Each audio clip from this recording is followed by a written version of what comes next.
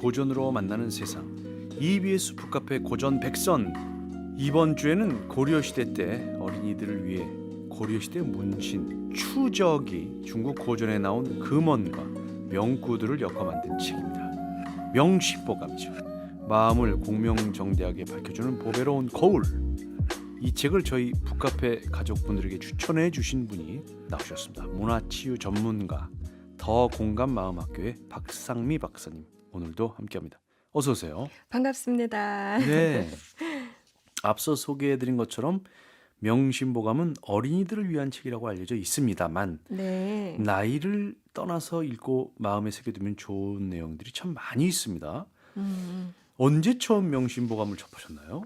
저는 대학 때 읽기는 처음 읽긴 했는데요. 네. 그때는 마음에 그렇게 와닿는 구절들이 많지는 않았던 것 같아요. 네네. 근데 이 고전의 지혜라는 게 몇 년 지나고 읽을 때 또 다르고 그렇죠. 우리가 삶의 경험을 한 그 그릇의 크기만큼 와닿는 깨달음이 훨씬 다른 것 그런 것 같더라고요. 같습니다. 저는 그래서 1년에 한 번은 꼭 읽으려고 애쓰는데요. 오래 읽었을 때 또 가장 좋았어요. 그래요? 네. 경찰대학 교양 교수로 재직 중이신데 명심보감으로 학생들을 지도하셨다고요? 네, 저희가 그 한 학기에 그 서양 고전, 동양 고전을 7권을 한 학기 동안 같이 읽고 토론하고 레포트 쓰고 예. 굉장히 빡빡한 그러네요. 수업이죠. 예. 그래서 그 동양 고전을 항상 2권을 선택하는데 작년에는 학생들과 논어와 대학을 읽었고요. 예.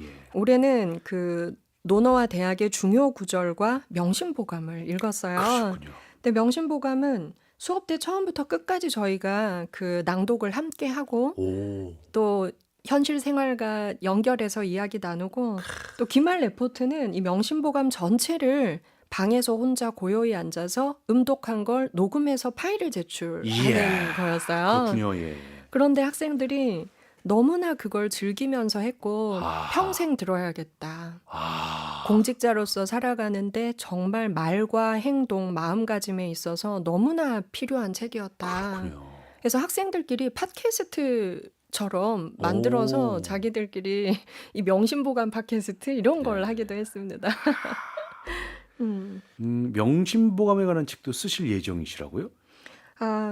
저는 그 서양 심리학 공부만 하다가 네. 그 30대 후반부터 동양 고전 공부에 푹 빠지게 되었어요. 네. 근데 우리랑 맞지 않는 서양 심리학도 많이 있거든요. 그렇겠죠. 근데 그 모든 제가 해결되지 않은 모든 답을 이 뭐 논어, 대학, 중용, 또 대학연의, 명심보감 이런 것들을 공부하면서 제가 답을 많이 얻었어요. 그러셨군요. 그래서 우리의 마음을 치유하는 데 있어서 꼭 필요한 그런 고전의 명구절들을 가지고 이제 또 상담과 접목해서 네, 우선은 여성들을 위한 논어에도 보면 그 소인과 여자들을 무시하는 구절이 나오잖아요. 여자에 대한 구절이 논어에 딱 한 구절이 나오죠. 그렇죠. 예. 여자와 소인은 잘해주면 기어오르고 못해주면 원망한다. 예.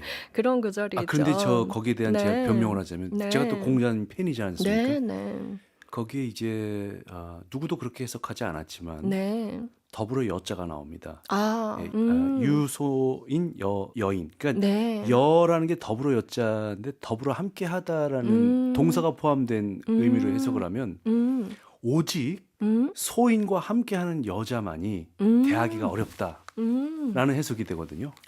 네, 네. 그러니까 그 그동안- 해석도 굉장히 마음에 예, 드네요. 그러니까 그동안 어떻게 해석을 했냐면 오직 소인과 여자만이 기르기 어렵다 이런 해석이 있었는데 오직 소인과 함께하는 여인만이 그 해석도 좋네요. 예, 저는- 유여자 여소인이라고 해서 그래서 저는 논어를 여러 번 읽으면서 저는 이제 생각을 했던 게 그 당시에는 여성들은 교육받지 않았으니까 배우지 않는, 배움에 애쓰지 않는 사람들을 소인이라고 봤기 때문에 네. 이 여자의 개념도 배움에 애쓰지 않은 소인과 똑같은 개념의 그런 의미로 쓰였구나. 네. 그래서 저도 그렇게 느꼈는데요. 어쨌든 여성을 위한 명심보감을 쓰시면 좋겠네요. 네, 맨 마지막 장에 조금 거론이 되어 있긴 한데 여성들에게 정말 필요한 현대사회에서 나를 지키면서 자존감을 가지고 살아가는데 꼭 필요한 내용들이 더 많이 있는 것 같아요. 네, 알겠습니다. 그래서 조금씩 쓰고 있습니다. 예. 이번에는 영화 얘기를 나눠보도록 하죠. 제가 박사님을 문화치유 전문가라고 소개했는데 또 영화도 관련이 많이 있으시지 않습니까? 문학이나 영화 덕분에 마음을 치유할 수 있다는 글도 쓰셨는데 어떤 작품으로 그렇게 위안을 받으셨나요? 네, 이제 저는 영화나 문학 작품을 텍스트로 이제 치유하는 그런 수업을 많이 하는데요. 사실 마음이 너무 힘들고 아픈 사람들은 내 마음이 왜 이렇게 힘든지 말로 표현하지 못하는 사람들이 훨씬 많습니다. 네. 그래서 우리 마음에 도움이 되는 영화나 문학 작품을 함께 보거나 읽었을 때, 아, 저도 저랬어요.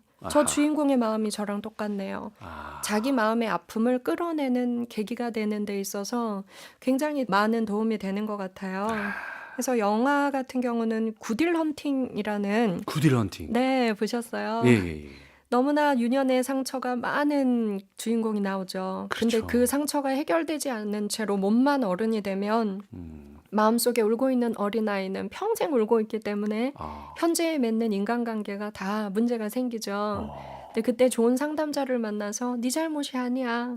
그거 어릴 때 일어났던 일들 다 부모로 인한 상처야 라고 했을 때 그 화자가 위로받는 모습을 보면서 유년의 상처가 많은 사람들은 또 치유받더라고요. 그렇군요. 네, 그런 텍스트들을 찾고 있습니다. 영화를 또 찍으셨다고요? 네, 제가 글로 쓰기보다는 꼭 영화를 찍어야만 되는 그런 상황들이 있었어요. 그러니까 독일에서 공부할 때 만났던 그 해외 입양아들, 엄마를 찾고 싶지만 찾지 못하는 입양인들이 다큐멘터리 영화로 자기들의 모습을 누군가 찍어줬으면 좋겠다. 근데 이게 뭐 독립 영화라는 게 돈이 안 되니까 또 감독을 찾기가 너무 어려웠어요. 그래서 우리의 이야기를 영화로 찍어주세요. 요청하러 다녀도 계속 거절당했죠. 그래서 그때 제가 37살이었는데 그렇다면 내가 배워서 내가 찍어야겠다. 와. 그래서 그때 네, 제가 가르치던 영화과 학생들에게 네. 카메라 다루는 법, 편집하는 법 다 배워서 아. 이 마더 마이 마더라는 영화는 미혼모들과 우리 해외 입양인들이 함께 주인공이 되어서 예, 저희가 찍었던 영화입니다. 이야, 대단하십니다. 그리고 강원도 영월 주민들을 상대로 글쓰기 프로젝트도 진행하시는 걸로 압니다. 네, 지금 강원도 폐강촌 중에 보면 상동이라고 있습니다. 그곳은 한때는 명동 다음으로 부자들이 많았대요. 그래요? 땅값도 비쌌대요. 탄광촌이 너무나 성해서. 근데 지금은 폐강촌이 되고 나서 마을이 이제 그 할머니 할아버지들 돌아가시면 없어질 그런 마을이 되어 있어요. 그래서 거기에서 이분들 이제 그 글쓰기 치유 수업이 시작이 됐는데 전부 다 말씀하시기를 내 인생은 책 한 권으로 안 돼. 아하. 이렇게 얘기를 하시더라고요. 그래서 저희가 수업하는 것을 다큐멘터리 영화로도 지금 찍고 있습니다. 그래서 자기가 살아온 평생의 이야기를 자서전으로 쓰시고 또 할머니들이 요청하시기를 우리의 영정사진을 좀 남겨달라. 예, 자식이 없는 분들도 많이 계시고 독거노인들도 많으시고 그래서 저희가 8월 마지막 주에 또 영화 촬영을 하는데요. 그날은 그 동네 어른들이 다 꽃단장을 하고 나와서 온종일 영정사진을 찍는 이야. 내용을 다큐멘터리 영화에 담게 됩니다. 이 에너지가 도대체 어디서 나오는 건가요? 근데 어제 우리가 얘기 나누었던 것 같아요. 그 마음 아프고 누군가 내 얘기를 들어줄 사람이 없었던 그런 분들의 이야기를 들어주고 또 그분들이 치유되는 모습을 보는 것 자체에서 받는 에너지가 사실 훨씬 큽니다. 알겠습니다. 음, 자, 그럼 오늘 명심보감 개성편 읽어주신다고 했는데요. 네. 본성이 어긋나지 않도록 항상 조심하여 일깨워준다. 어떻게 하면 이렇게 살 수 있는지 박상미 박사님의 낭독으로 들어보시죠.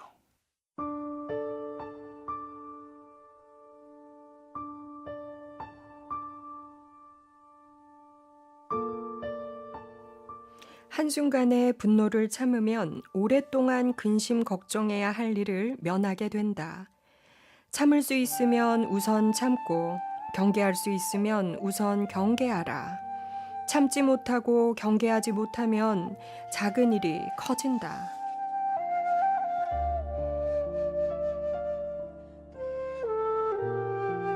자장이 떠나려고 하면서 공자에게 인사를 하고 말했다. 원컨대 몸을 닦는 데 중요한 한 말씀 해주십시오. 공자가 말했다. 모든 행함의 뿌리는 참는 것이 가장 중요하다. 어린 자장은 미처 이해가 되지 않았다는 듯이 묻는다. 왜 하필이면 참는 것입니까? 공자가 말했다. 천자가 참을 줄 알면 천자에 속해 있는 나라들의 아무런 해가 없고, 제후가 참을 줄 알면 그 나라는 크게 될 것이고, 관리가 참을 줄 알면 그 지위가 올라가고, 형제가 참을 줄 알면 집안이 부귀해지고, 부부가 참을 줄 알면 그 인생을 잘 끝마칠 수 있고, 벗길이 참을 줄 알면 진정한 우정이 없어지지 않고, 그 자신이 참을 줄 알면 재앙과 피해가 없을 것이다. 자장이 말했다. 참지 못하면 어떻게 됩니까? 공자가 대답했다. 천자가 참지 못하면 제후국들이 텅 비게 된다. 제후가 참지 못하면 그 몸을 잃게 된다. 관리가 참지 못하면 형벌을 당해 죽게 될 것이다. 형제가 참지 못하면 각각 떨어져서 살게 된다. 부부가 참지 못하면 자식이 외로워질 것이다. 벗들이 참지 못하면 서로 간의 정과 뜻이 멀어질 것이다. 자신이 스스로를 참지 못하면 근심이 없어지지 않을 것이다. 자장이 말했다. 좋고 좋은 말씀입니다. 참는 것이 어렵군요. 참는 것이 어렵군요.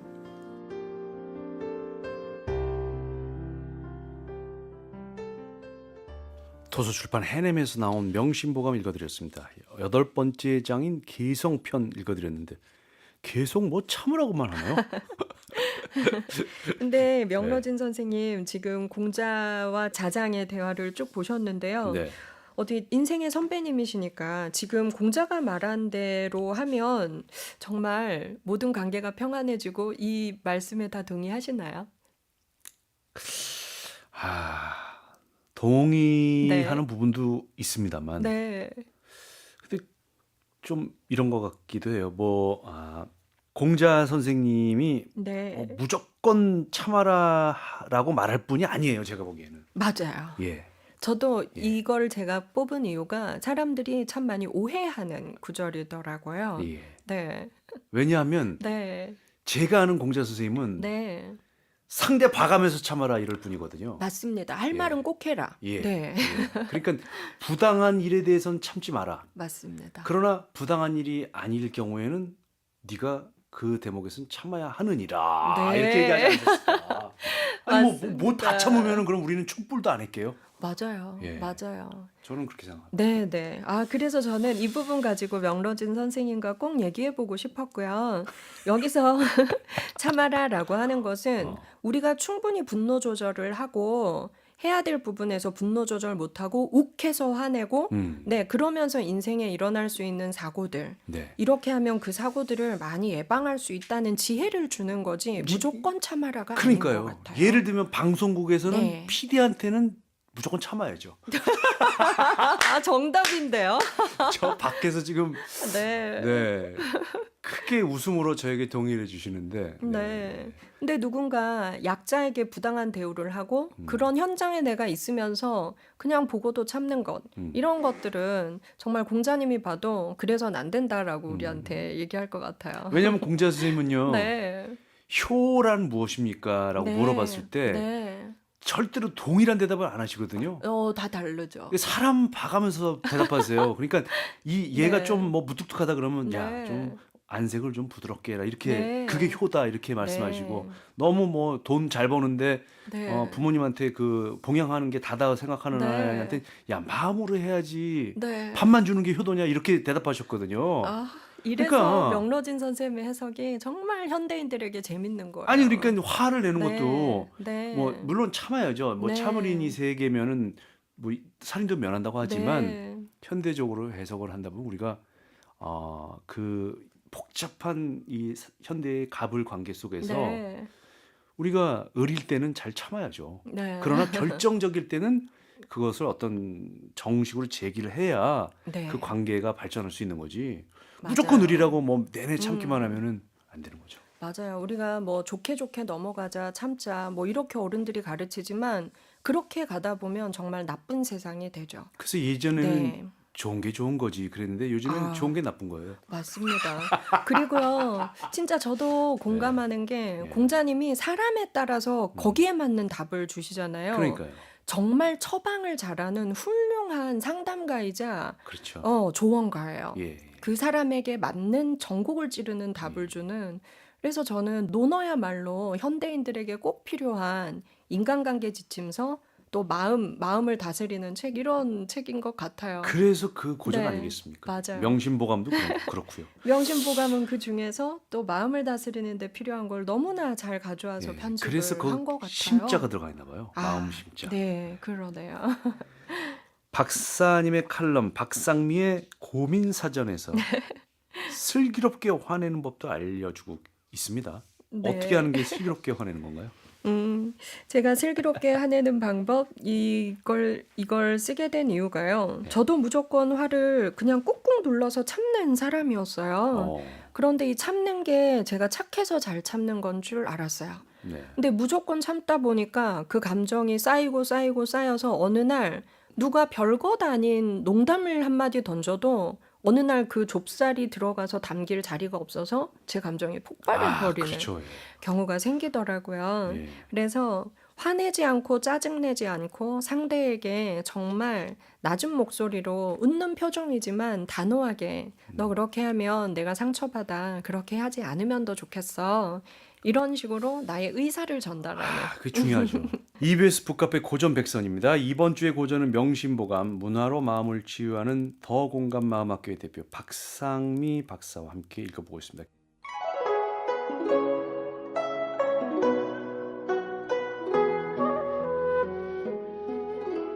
경행록에 이런 말이 나온다.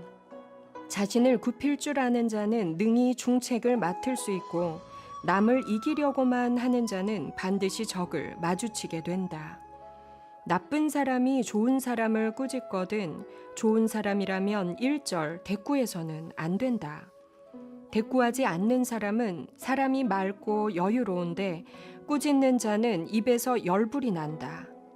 이는 마치 사람이 하늘을 향해 침을 뱉으면 도로 와서 자기 몸에 떨어지는 것과 같다.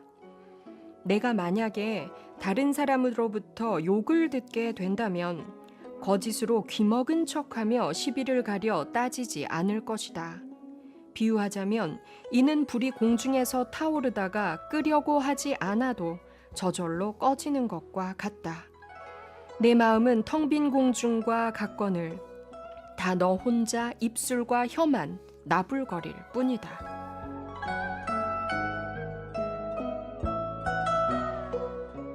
야, 이거 차원 높은 얘기가 나옵니다.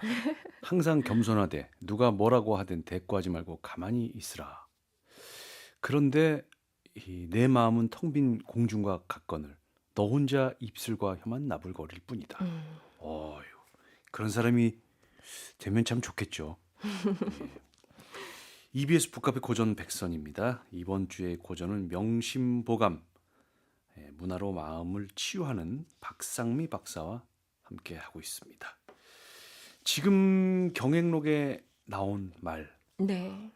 마치 이 대목을 들으니까 그 자기 피할 시대에 네네. 어떻게 자신을 내세우지 않고 굽히기만 할까 이런 생각을 하실 분도 있을 것 같은데요. 맞아요. 근데 이것도 우리가 아까 했듯이 무조건 참아라라는 또 그런 뉘앙스는 또 아니죠. 예, 예. 네. 근데 저도 사실 저를 욕하는 사람 누군가 또 와서 전해주죠. 그 전해주는 사람이 사실 가장 나쁜 사람인데, 아, 그래요? 근데 사실 이럴 때 오. 반응 안 하기가 참 쉽지 않죠. 근데 이 문장을 만났을 때 저는 너무너무 통쾌하고 시원했어요. 그래서 그런 일들이 생겼을 때 항상 이 문장을 떠올립니다. 그러면 금방 마음이 가라앉고 정말 그 사람한테 표정의 언어로 사실 말해줄 때 네. 훨씬 상대에게도 더 따끔한 충고와 같은 메시지를 줄 수가 있거든요. 네. 네. 너가 나를 욕해도 내가 지금 너에게 대응하지 않는 것은 네 말이 너무 가치가 없기 때문이야. 너 부끄럽지 않니? 이런 표정을 담아서 그 사람을 여유롭게 바라볼 때, 이 상대는 분명히 느껴요. 나보다 한 수위구나. 만만치 않구나. 다시는 이 사람 안 건드려야겠다. 그래서 우리가 그런 표정의 언어로 말할 수 있으려면 이런 구절을 마음에 되새기면 훨씬 도움이 될 것 같아요. 심리치유 전문가이신 박상미 박사님이 말씀하시는 겁니다. 여러분 잘 들으십시오. 그러니까 이런 사람이 제일 나쁘다는 거죠. 예를 들어 드릴게요. 네. 제가 야 상미야 너 있잖아. 네. 홍길동이가 너 되게 욕하더라 뒤에서. 그러면 요 전화는 요 사람이 제일 나쁜 거라고요? 그렇죠. 그런 사람들이 꼭 쓰는 수식어가 있어요. 나 뭔데요? 정말 너를 위해서 말해주는 건데. 이거요. 근데 사실 그건 겉말이고요. 그 예. 사람의 속말을 우리는 파악할 수 속말은 있어야죠. 뭔가요? 속말은 근데 나는 나도 네가 동의해. 이 말 듣고 네가 진짜 상처받았으면 좋겠어. 너 어때? 상처받았지? 상처받았지? 이걸 묻고 있는 거겠죠? 그렇군요. 네. 갑자기 제 주변에서 한 사람이 떠오르네요. 그래서 저는 그럴 때 꼭 네. 이렇게 말해줘요. 뭐라고? 진짜 나를 위해서 음. 전해줘서 정말 고마워. 근데 나는 하나도 속상하지 않아. 왜냐면 그렇게 급이 낮은 사람이 한 말에 내 마음이 흔들리면 그 사람은 내가 상처받길 원하고 한 말인데 그 사람의 욕구를 충족시켜주면 그건 내가 그 사람을 위해서 서비스해 주는 거잖아. 이야, 난 그 그래요? 사람의 욕구에 충족시켜줄 마음이 전혀 없어. 그래서 진짜 고맙지만 다음엔 이런 거 나한테 전달할 필요가 없어. 이렇게 눈을 똑바로 보면서 저는 말해줘요. 그렇군요. 예. 저 같으면 그렇게 얘기 안 할 것 같아요. 어떻게 하시겠어요? 저는 똑바로 보면서 이렇게 얘기할 것 같아요. 너 EBS 북카페 못 들었구나. 거기 보면은 이런 거 전달하는 사람이 제일 나쁜 사람인데 여기서 제일 나쁜 사람은 너야. 알았지? 이야. 이제 난 너 나쁜 사람으로 생각할게. 잘 있어. 그동안 즐거웠어. 제가 이렇게 할 것 같아요. 야, 그럼 EBS 북카페를 듣지 않으면 아주 급이 낮은 사람이 되는 거네요. 네, 저도 농담이었습니다. 네, 하나 그 배웠습니다. 대응 방법이 참 멋지네요. 아주 고상하면서. 네. 알겠습니다. 자, 그러면 이번에는 또 어떤 내용을 만나볼까요? 이번에는 부지런히 배우다 근학편입니다. 근학편. 그럼 명심보감 가운데 제9편 배움의 올바른 자세 박상미 박사의 낭독으로 만나보시죠. 자하는 말한다.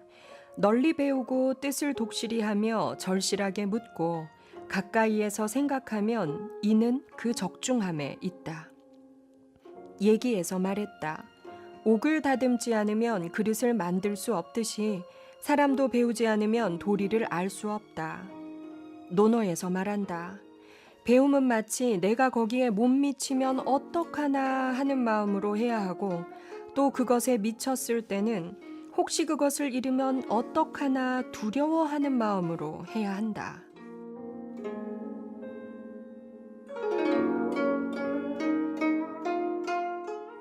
아버지가 아무런 근심하는 마음이 없는 것은 자식이 효도를 하기 때문이요.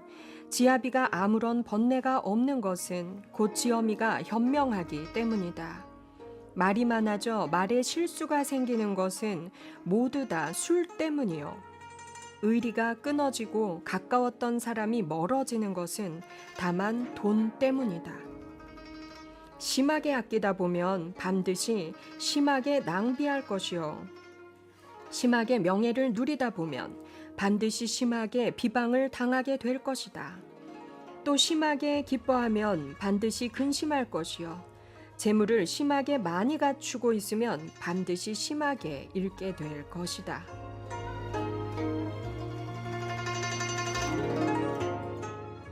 논어의 자장을 시작으로 해서 얘기를 거쳐 다시 논어 태백편에 나온 구절로 배움에 임하는 자세의 중요성을 강조하고 있네요. 배움은 정말 아무리 강조해도 모자라죠. 그런데 재미있는 말이 있습니다. 네. 술과 돈을 조심해라. 아. 말이 많아져 말에 실수가 생기는 것은 모두 다 술 때문이요. 예. 진짜 맞는 말이죠. 이런 경험 혹시 없으세요?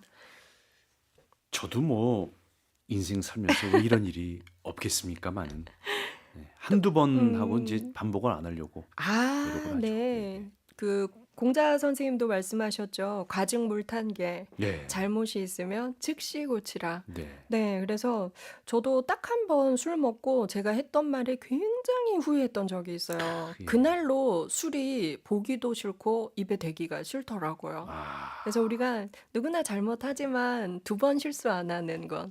이것도 우리가 배워야 체득이 되는 것 같아요. 그렇습니다. 네. 이어지는 내용 성심편상에서 또 골라 주셨습니다. 너무 과하면 분명히 그 과함의 결과가 있다. 이런 내용인 것 같습니다. 과유불급이라는 고사성어도 떠오르네요. 네. 그 중용이 좀 중요하다. 네. 이렇게 정리를 하면 될 것 같습니다. 명심보감을 읽으면서 여러분도 평범함의 소중함, 또 마음의 평정의 귀함을 느끼셨는지 모르겠습니다. 지금까지 더 공감 마음 학교를 이끌고 있는 박상미 박사였습니다. 네. 내일도 내일, 또 부탁드리겠습니다. 네. 내일 봬요.